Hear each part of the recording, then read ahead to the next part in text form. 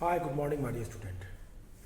Today we are going to discuss your class 8 SST chapter 10 in new book in the history part and 12 in old book. The chapter name is India after independence. Dear student, as you know that the name is equal, the chapter that is also equal in both book, new book and old book. So that's why don't be confused कि हम क्या पढ़ने जा रहे हैं और हम ऐसा तो नहीं कि हमारा चैप्टर अलग अलग है, नहीं, चैप्टर आपका सेम है. एक्चुअली कुछ चैप्टर आपके रिड्यूज किए गए सीबीएसई के द्वारा, मैंने आपसे बताया भी था. उन चैप्टर में जो चैप्टर आपका रिड्यूस किया गया उसमें एक चैप्टर जिसके बारे में मैंने आपसे बात की थी और मैंने उसके बारे में आपको बताया भी था कि जो आर्ट से संबंधित है,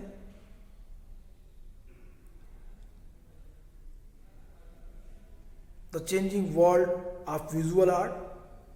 ओल्ड बुक में अगर आप पैराग्राफ में देखें तो changing world of visual art जो चैप्टर है, ये chapter changing world of visual art आपका सिलेबस में रिड्यूस किया गया, हटाया गया है. इसके अलावा एक चैप्टर और है जिसको हटाया गया, लेकिन वो ओल्ड बुक और न्यू बुक दोनों में, इसलिए हमारे यहाँ सिलेबस में हम प्रयास करेंगे कि वो चैप्टर आपके लिए इम्पोर्टेंट भी है, तो वहाँ से ऑब्जेक्टिव टाइप क्वेश्चन आपके अगर एग्जाम में आते हैं तो बनेंगे. तो my dear student, I hope you are all aware of that which chapter that is reduced, कौन कौन से चैप्टर रिड्यूस हैं first book, second book, third book में.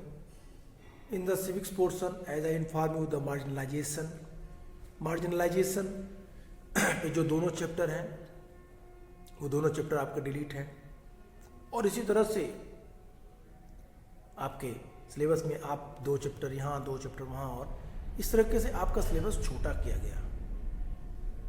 सो you should do hard work and try to understand your chapter. You have to do work on those topic which is very difficult. You should ask me about that and we will try to solve your problem in your online class and by YouTube video also. So whenever you will not express your difficulties in online class, how can it possible that we will solve? तो आपके लिए ज़रूरी है कि आपको जो नहीं आता है आप उन चीज़ों को ऑनलाइन क्लासेस में बताएं, और फिर वो जो टॉपिक आप बताएंगे जो आपको डिफ़िकल्ट है वो हम फिर एक बार उस पर वीडियो बना के अपलोड कर देंगे. That is very important my dear student. I hope you are getting what I am saying you. And as you know that we have completed your whole syllabus, not one time, 2 or 3 times. हमने इस syllabus पे कई बार आपकी बातें की, पढ़ा. तो chapter तो हम लोगों ने कई बार कंप्लीट कर लिया, पढ़ लिया. तो इन चैप्टर्स के साथ साथ उन पॉइंट्स को आपको देखना है जो पॉइंट्स आपके लिए इंपॉर्टेंट हैं, जो टॉपिक आपके लिए इंपॉर्टेंट है, जो छोटे छोटे क्वेश्चंस आपके लिए बनेंगे बोर्ड एग्जाम्स में. मार्क करिए. जो लैटिन जो आपको देखेंगे तो कुछ शब्द आपको तिरछे लिखे गए हैं,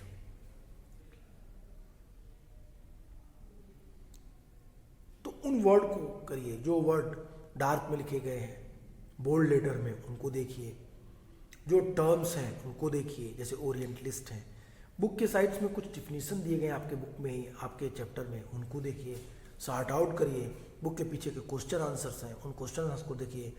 सारे क्वेश्चन आंसर्स आपके बुक के पीछे से, आपके चैप्टर के लास्ट में जो दिए गए वहाँ से ही सिर्फ नहीं बनते, आपके पैराग्राफ से भी बनते हैं. तो आपको पैराग्राफ से भी क्वेश्चन करने हैं, तो आपको पैराग्राफ से क्वेश्चन उठा लेने हैं.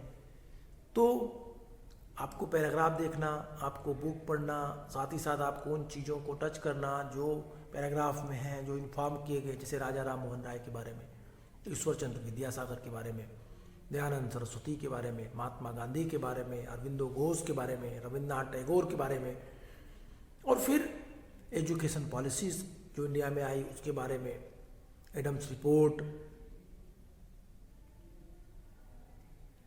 उसके अलावा और भी पर्सनालिटीज हैं, सुभाष चंद्र बोस, वल्लभ भाई पटेल और मंगल पांडे, रिबिल सेंट राज में हम लोगों ने पढ़ा, बेगम हजरत महल, बहादुर शाह जफर, नाना साहेब, रानी लक्ष्मीबाई, रानी चेन्नम्मा, इस तरह के तमाम सारी पर्सनालिटीज़ को एक साथ करिए, उनके बारे में काम करिए, वहाँ से क्वेश्चन आपके बनते हैं, छोटे छोटे शार्ट टाइप क्वेश्चन, तो वो चीज़ें भी आपको कवर करना जरूरी है। आइए स्टार्ट करते हैं। Let's start your topic and chapter. Class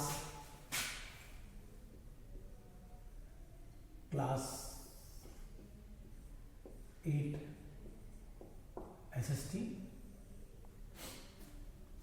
India after independence,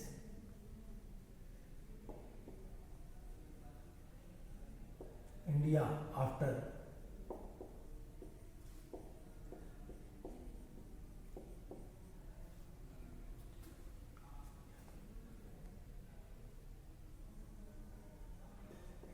India after independence,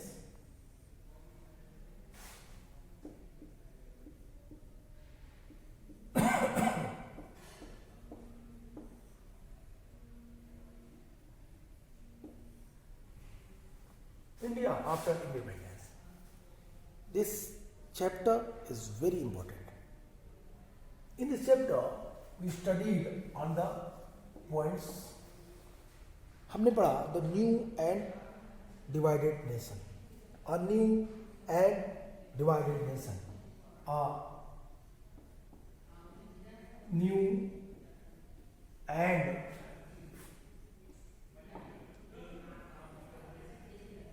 divided nation. And second topic which we cover, which we read, हम लोगों ने जो पढ़ लिया वो है, या अभी ऐसे कहें इस टॉपिक पे हम लोगों ने कुछ बातें की और अभी कुछ बातें हम इस पे करेंगे। वो टॉपिक है a constitution is retain,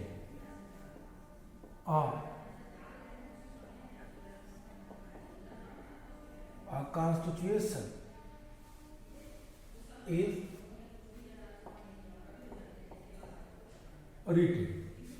Okay, my dear student, हम लोगों ने न्यू एंड डिवाइडेड नेशन पे बात की और हम लोगों ने वहाँ कहा था कि दो नेशन बने, दो राष्ट्र बना। एक राष्ट्र था जो भारत और एक राष्ट्र था जो Pakistan. Without any hesitation we can say that it was the great challenge for India that how can he provide the facilities for those who migrated from Pakistan to India. The number of the people, it was not little bit, it was 8 million. Other problem, that was the integrity of the princely states. The problem of the princely states, 565 princely states, but when you will observe the number of princely states was more than 565, it was 584. That princely state, it means the small state, they were merged during British imperial rule in the British India, but as for the promises of British government that after independence of India, you can be treated himself as a separate country. You will be free. It is your decision that you will be part of India or not. This was clearly instructed by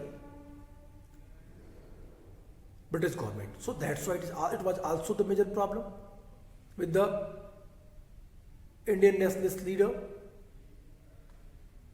Except it, in India, there were the different ethnic groups. different culture, different language, different customs, rituals, faith, practices, festival, gender, religion, caste, class, creed, इतनी सारी diversity हमारे यहाँ थी, इनको भी balance करना था. It means we have to develop a constitution where everyone have equal rights, where everyone treated as on equal ground, सभी के साथ समान व्यवहार किया जाए. This was also problem. My dear student, one other thing which is important, that was कि किस तरीके से हमें इन समस्याओं से निपटना होगा. आर्थिक आधार पे कुछ लोग बहुत गरीब थे, कुछ लोग बहुत धनी थे, कुछ के पास खूब पैसे थे और बहुत सारों के पास पैसे ही नहीं थे. The huge amount of population, they lived in below poverty line.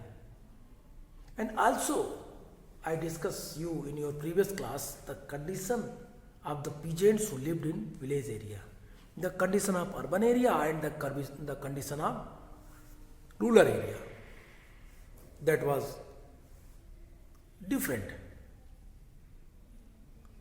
In the urban area, little bit, or we cannot say little bit, we can say that the urban area that was facilitated by the some specific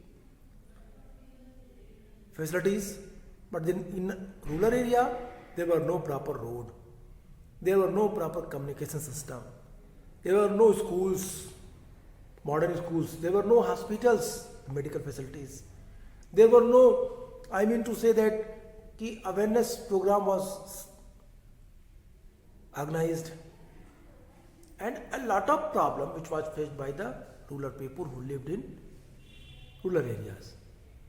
जो ग्रामीण लोग थे, जो गांव में रहते थे, उनके साथ तमाम सारी दिक्कतें उनको फेस करनी पड़ती थी.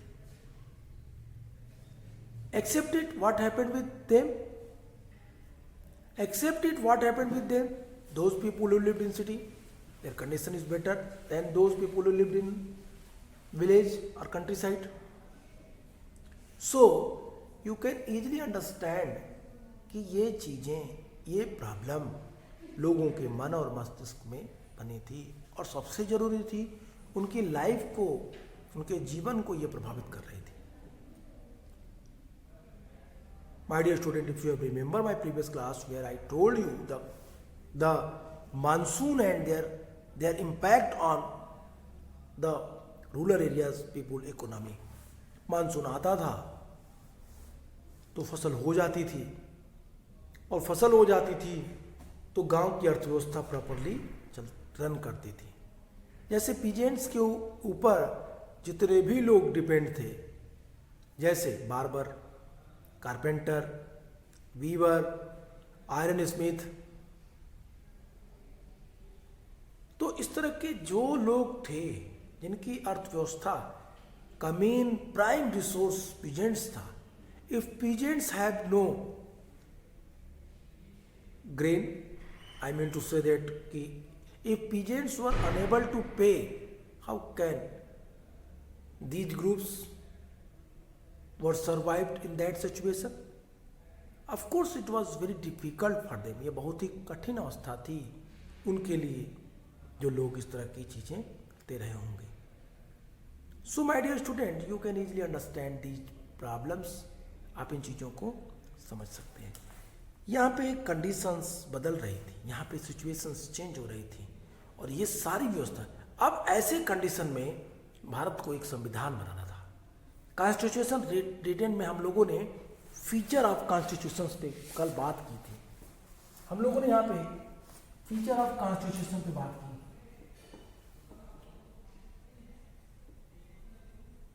Feature of constitution,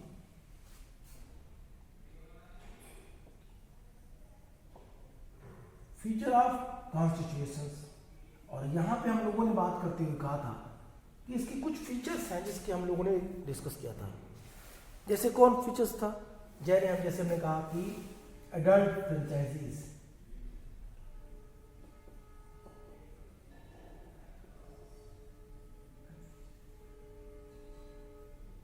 adult franchises पे हम लोगों ने कल बात की।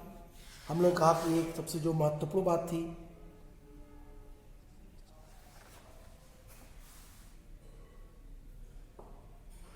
फिर हम लोगों ने कहा कि राइट टू इक्वलिटी,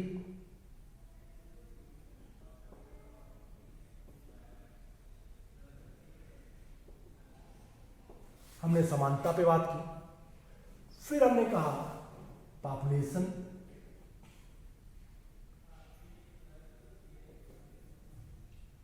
पॉपुलेशन में जो चीजें थी उनको कैसे करेंगे, मेजॉरिटी और माइनॉरिटी के बीच का डिस्क्रिमिनेशन कैसे खत्म करेंगे, हम लोगों ने इस पे भी बात की। My dear student, first we discuss the adult franchises and we discuss that the condition of United Kingdom and USA, what happened, क्या यूनाइटेड किंगडम और यूएसए में। So my dear student, we have discussed the feature of Indian Constitution and adult franchises, right to equality, and then after the third feature, right to equality में हम लोगों ने क्या बात की थी? I hope you have remember. हमने कहा था कि the second feature of the constitutions was that the guaranteed the equality before the law. Right to equality means equality before the law, कानून के समक्ष सबको समान माना जाएगा, सभी लोग कानून के समक्ष समान होंगे, ये बातें कही गई थी। I hope you are getting understand कि जब हम ये कह दिए कि सभी लोग कानून के समक्ष समान होंगे, it means everyone equal before law, तो इसका मतलब हुआ कि सबको समान अधिकार कानून देता है, संविधान देता है। The second feature, the constitution was the guarantee the equality before the law to all citizens regardless of their caste or religious affiliation. There were some Indians who wished that the political system of the new nation be based on Hindu ideals and that India itself be run as Hindu state. They pointed to the example of Pakistan, a country created explicitly to protect and further the interest of particular religious community, the Muslims. However, the Indian Prime Minister Jawaharlal Nehru was of the opinion that India could not be, must not become a Hindu Pakistan. My dear, as I told you in your previous class, हमने आपको आपकी पुरानी class में इसके बारे में बातें की थी। हमने आपसे कहा था कि किस तरह से इक्वलिटी बिफोर लॉ की बात की गई थी। हमने आपसे कहा था कि in the constituent assembly member there were the different groups, I mean to say that the who believe in Hindu religion, what they wanted, क्या चाहते थे वो लोग, they wanted that, they want that what, कि India should be क्या हो, India should be country on the basis of religion, Hindu religion, India देश बने हिंदू धर्म के आधार पर। Constitutions also framed on that basis, the religious basis, like Pakistan. But the Prime Minister of India, Pandit Jawaharlal Nehru, what he told, क्या कहा उन्होंने? Prime Minister told, प्रधानमंत्री ने कहा कि India could not and must not, India could not and must not become Hindu Pakistan.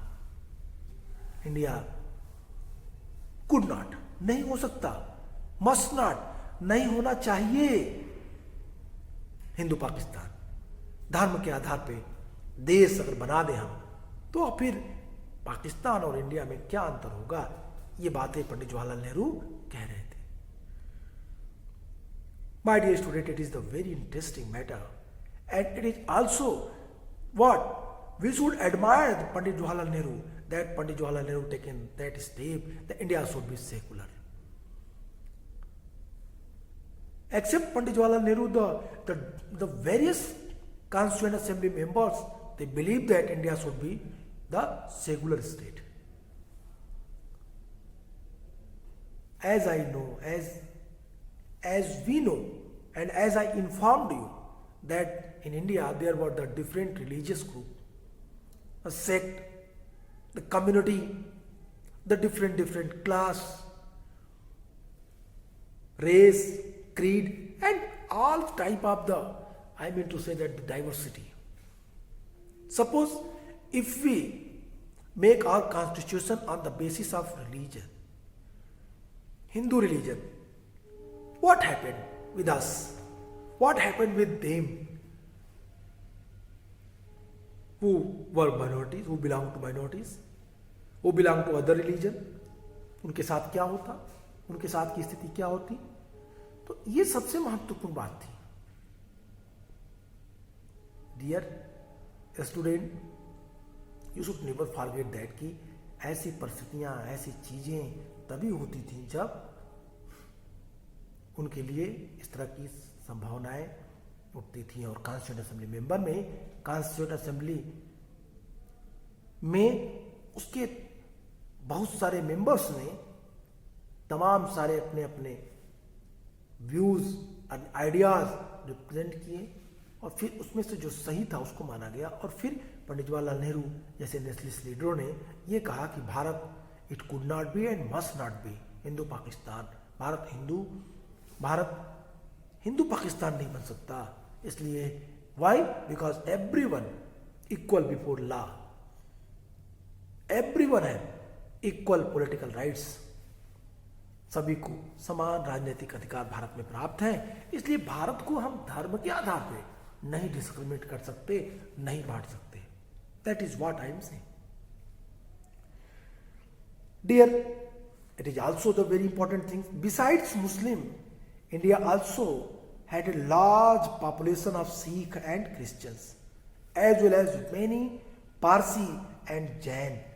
Under a new constitution, they would have the same rights as Hindu, the same opportunities when it came to seeking jobs in government or the private sector, the same right before the law. My dear student, author want to inform you that the right to equality or everyone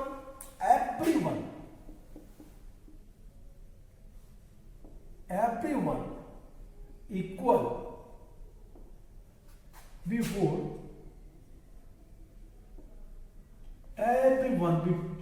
before law. This sentence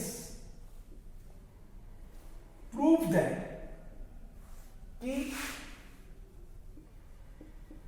Hindu, Muslims, Sikh, Parsi, Christians,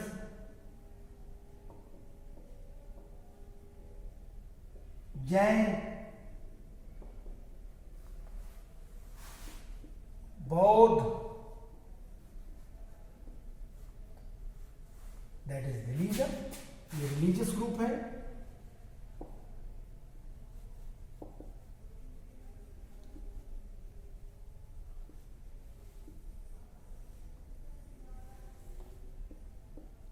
Okay,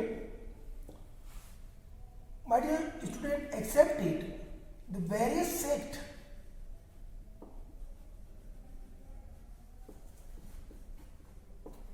like Vaishnav,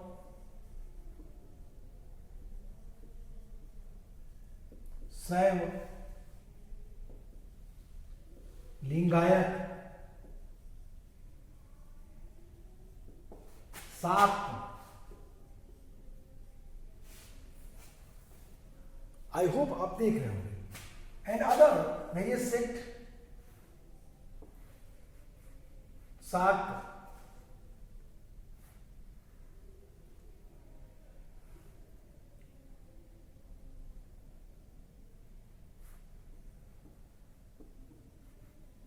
Shia, Sunni, Ahmadiyya, Sindhi,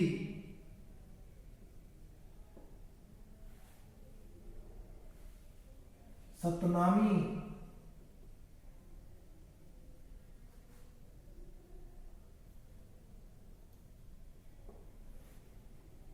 etc.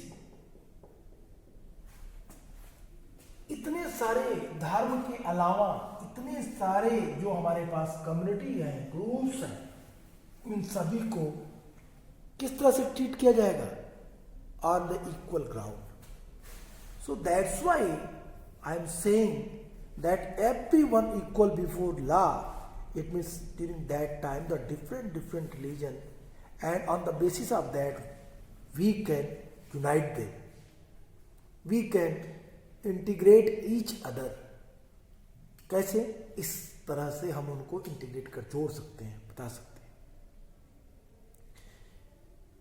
The third feature of the constitution was that it offered the special privilege for poorest and most disadvantaged Indians. Okay, तो second ये कौन सा features था? ये second feature था। First feature के बारे में हम लोगों ने बात की। फर्स्ट फीचर क्या था? आई hope you have remember about the first feature. First feature में हमने कहा था एडल्ट फ्रेंचाइजीज।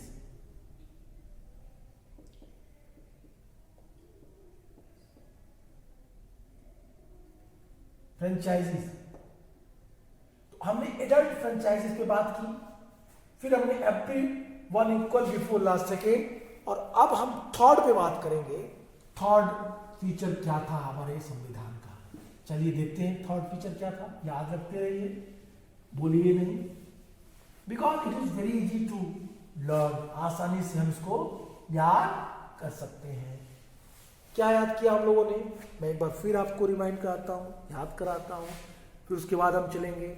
हमने आपसे कहा कि there are three features of our Indian constitution. Three feature. First feature adult franchises.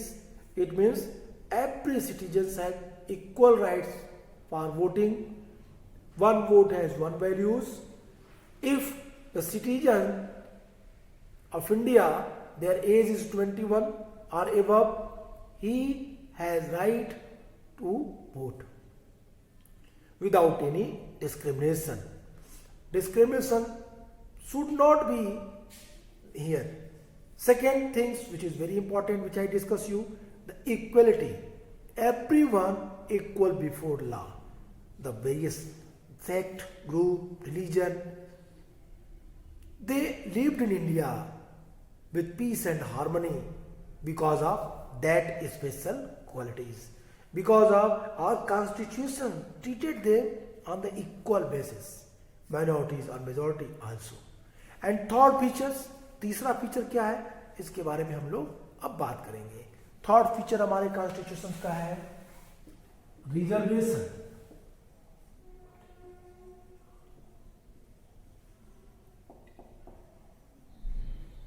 Reservation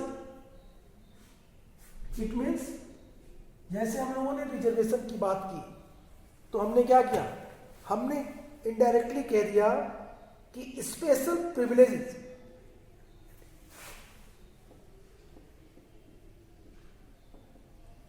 special privilege,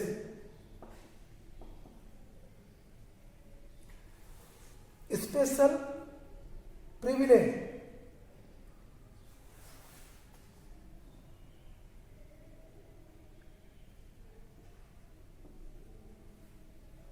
for whom?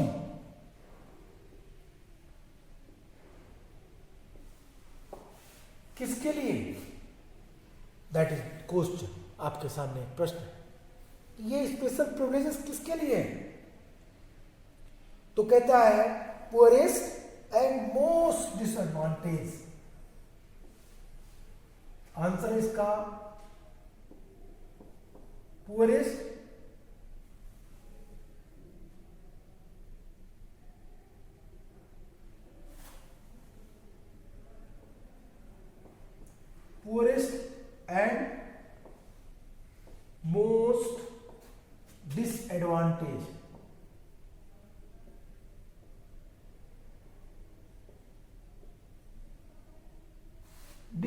disadvantaged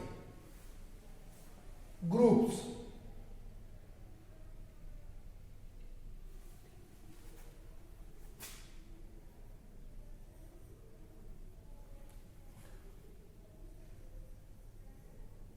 Disadvantaged group,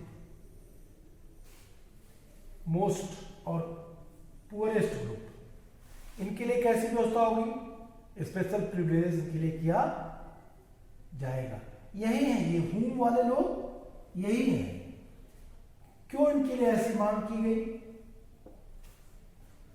क्यों ऐसा किया गया? I hope you have remember the previous class which we discuss. Social reform, आपने इस chapter को पढ़ा होगा, जहाँ पे हम लोगों ने बातें की थी कि सोसाइटी में बहुत सारे डिस्क्रिमिनेशंस हैं, बहुत सारी विभिन्नताएं हैं, ऊंच नीच की भावना है। और अगर इसको और आसान बात समझने कहें, पुअरेस्ट और डिसएडवांटेज ग्रुप के बारे में बात करें तो ये कौन लोग थे? ये समाज के वही लोग थे SC एंड SC। SC का मतलब शेड्यूल कास्ट, ST का मतलब schedule tribe. Schedule caste and schedule tribe, यही वो वर्ग था जिसके लिए रिजर्वेशन की डिमांड की गई। My dear student, we will continue this topic in our next class. आज के लिए इतना ही। Good bye and take care.